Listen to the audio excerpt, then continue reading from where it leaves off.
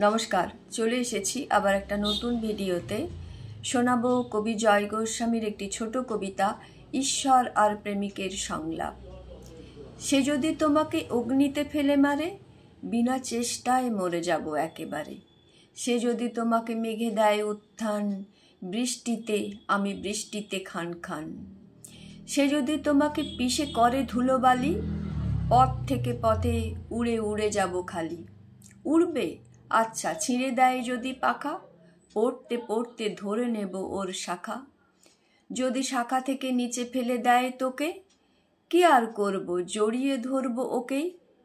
বলো কি বলবে আদালত, কিছু বলবে কি এরপরও? যাও আজীবন অশান্তি ভোগ করো। শোনালাম খুব ছোট্ট একটি কবিতা। কবিতার নাম ঈশ্বর আর প্রেমিকের সংলাপ। সবাইকে অনেক অনেক ধন্যবাদ, ভালোবাসা, নমস্কার। সবাই খুব ভালো থাকবেন, সুস্থ থাকবেন, আনন্দে থাকবেন।